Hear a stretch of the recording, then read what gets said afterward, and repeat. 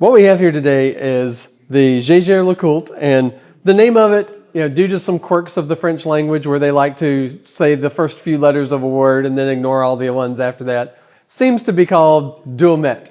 But if you want to Americanize it, call it the JLC Duometre. That's perfectly fine with me. I'll know what you're talking about when you call up to ask about this watch. Really, really cool watch, so unusual. It is a 40.5 millimeter case. It's just a hair under, I think just over 13 millimeters thick, so it's got some nice wrist presence. Love the finishing that you always get with Jaeger-LeCoultre, the combination of brushed and high polish. Of course, we've got this huge exhibition case back, and the movements on the JLC watches are always a sight to behold. The exhibition case back shows off this gorgeous JLC movement that is all hand decorated. It has the waves of Geneva, the Côte de Genève. All the bevels are, edges are beveled, all the screw heads are polished. And it's just a beautiful, beautiful thing that you can admire with your jeweler's loupe. But the amazing thing about this watch, what you'll see on the front is on the dial, there's a sub-dial here at the 2 o'clock position, which is where you read the time. In the sub-dial at the 10 o'clock position, you have the date as well as the moon phases.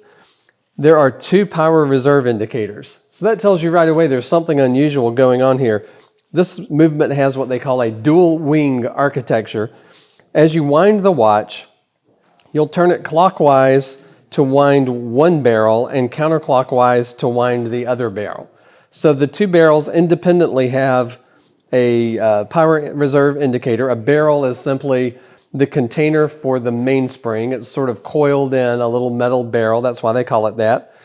So you have 2 separate power reserve indicators for the 2 separate barrels. One of them drives the complication functions, and one of them drives the time.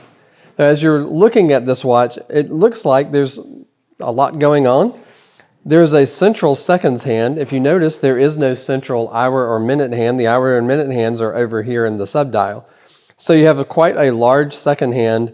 And then at the 6 o'clock subdial, you see there's a fractional seconds dial. And the entire time the watch is running, it is counting off the increments, the partial seconds that the large second hand is counting as well. So this is not a chronograph, even though it sort of looks like one. This is not a time that you would start and stop to time something, an event. This is simply a way that continuously you have a full display of what's happening with the seconds on your watch. So it's a complete dial. It really has a lot of interesting things going on.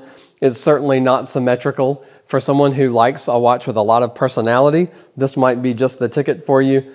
Definitely a conversation starter and an unusual piece. You won't see anything else like this when you're sitting around the table with your friends. Give us a call here at SwissWatchExpo. We'll be happy to go over all the details. We can even offer a live video call, let you see all the details of whichever one of these watches we have in stock at the time. You can check our inventory online as well at SwissWatchExpo.com.